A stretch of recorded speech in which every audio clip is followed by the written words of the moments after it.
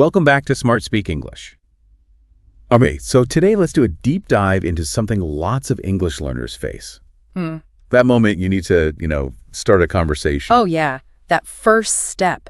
It can feel really, really intimidating, can it? Even if you actually know the language pretty well, there's always that little pause, that bit of worry. Exactly that pause. So we've got this source. It's basically part of a script designed specifically to help learners get past that fear. Okay.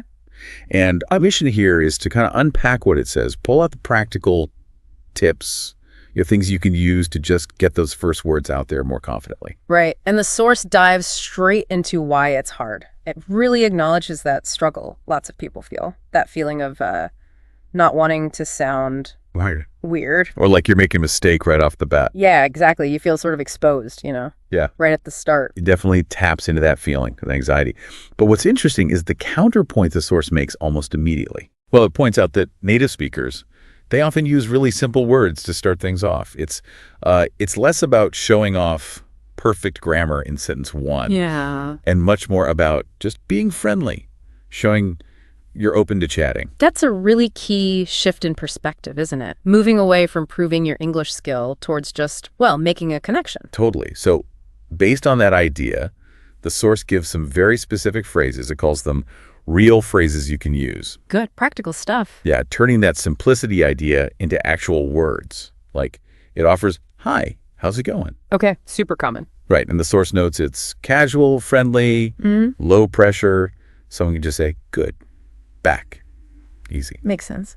But for introductions, it suggests something like, nice to meet you. I've heard a lot about you. That's useful.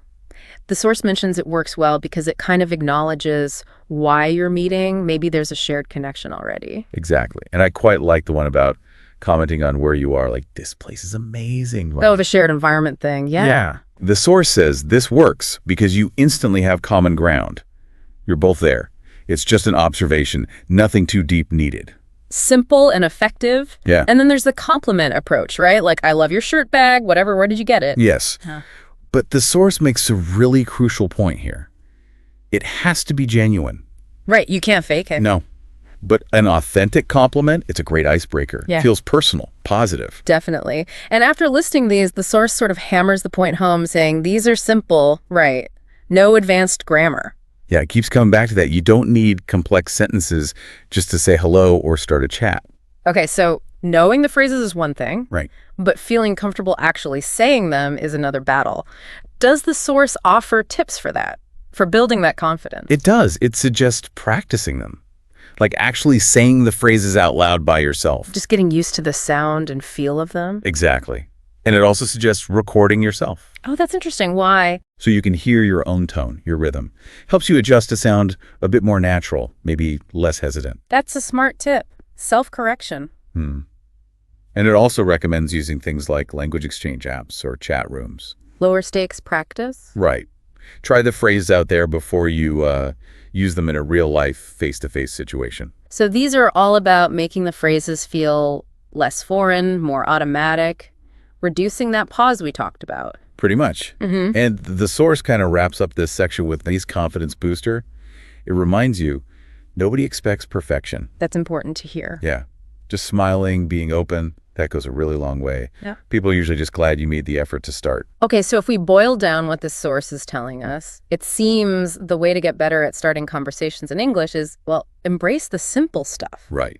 Get a few basic phrases down. And then practice them. Actively practice until they feel natural. It connects back to that core idea from the source. Simple phrases are key, which leaves you with something to think about, doesn't it?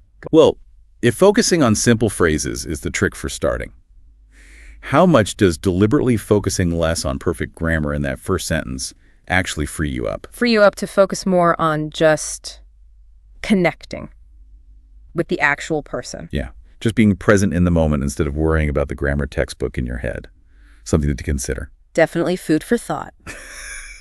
So that brings us to the end of this deep dive. Remember to like, share, and subscribe to this channel for more. And please do comment below if you have any questions or doubts about starting conversations or anything else we discussed. We'd love to hear from you.